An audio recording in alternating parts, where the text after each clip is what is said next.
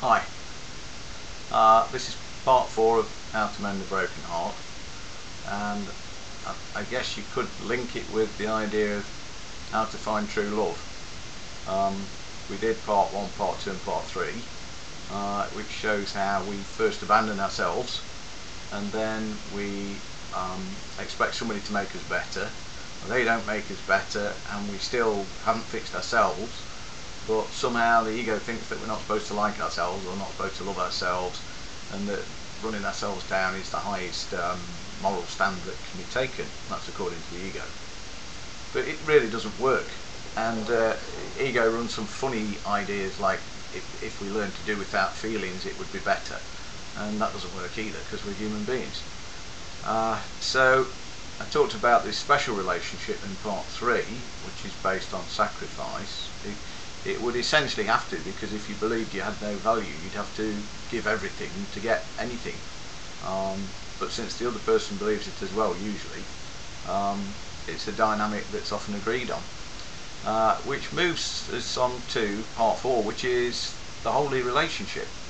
The holy relationship is based on truth. It's based on making a commitment in your heart to want the truth, to want to know the truth, and to want to know yourself truly. And for me, personally, to want to be known truly. It undoes the feeling of being cut off from other human beings. If I declare who I am honestly, I feel known, and when I feel accepted and I've declared openly and honestly to people that I meet who I am, I actually do feel accepted. Whereas if I don't commit to truth, and I tell people, well, I'm really a nice guy, then I've got to live up to something that I might not feel like all the time. By and large, I'm a very nice guy, but you should see me when I get pissed off. Oh, I can swear. But that's because I'm human. And the Course says that we're either giving love or we're calling for love. The special relationship does not want love around, because it says in the Course, the motto of the ego is, in terms of true love, the ego motto is seek but do not find. So we set out with falsehood, trying to look better than we look, trying to seem cleverer, stronger, more exciting, whatever, and afraid to say who we are, afraid to admit that we've got a vulnerable side, that I have insecurities, and I think you've heard me talk about quite a few of them. I've had my heart broken too, and I guess if I can sort of clamber back to the top and start liking myself again, it means anybody can do it. I would say so.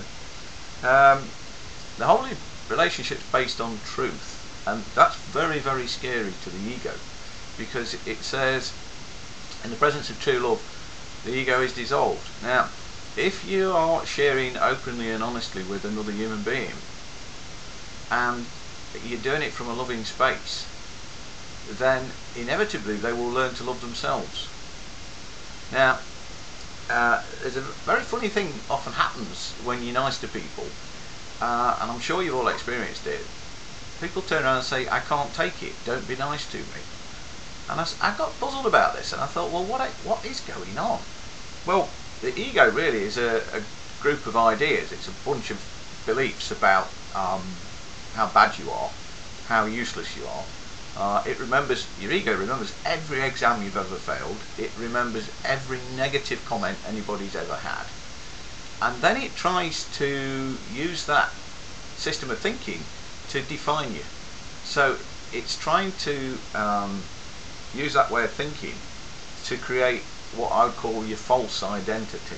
Your false identity is the identity that says you're worthless. It's the identity that says you don't deserve to be loved. The only way you could ever get that is to sacrifice. You'll never be good enough. And of course, if you talk to other people, they do the same beliefs. That they do the false modesty. Oh, if you knew me, you'd know I'm not anything, etc., etc. So we've got a society that's completely rife with negative thinking. It's so easy to slip into this way of seeing yourself, but really what you're doing is criticising the merchandise that the manufacturer turned out, and that was the supreme intelligence created us. So if you're thinking the supreme intelligence is stupid, I'd like to know on whose authority that is. So basically, if you let truth into your life, if you let another loving person into your life and open your heart to them, they will start to undo your ego beliefs about yourself. But to start with, the experience is that you don't know who you are anymore. When you thought you were crap and you treated yourself like dirt, you knew where you were, you knew what your place was in the world, and you couldn't have your hopes dashed because you've already got rid of them. I mean, you got rid of your own hopes. So if you ask for a holy relationship and somebody comes into your life that's loving and caring and kind and sharing, and they want to be with you, guess what goes? Eventually your own ego is going to get dissolved away. So at that point the ego normally says, the real problem is that they don't know you like I know you. This is your own internal thoughts talking, by the way. They're saying you're nice, but if they knew what you did in the summer of 2003, they'd have a different opinion. So your ego holds against you all your dark secrets. I don't know what you did. We've all done something. And so your ego says, this person wants to really know you. You better get rid of them. Get rid of them quick, because what'll happen is you'll get built up. You'll start to trust them. And then when they find out about the summer of 2003, they'll reject you. And you'll be so hurt, you'll be destroyed.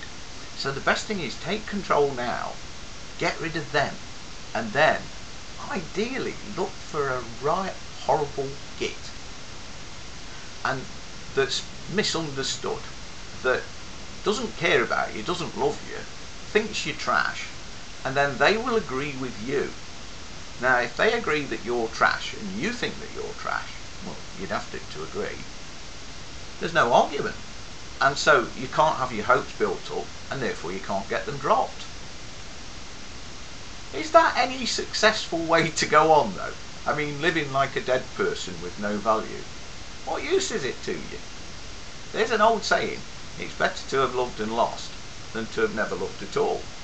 Excuse me.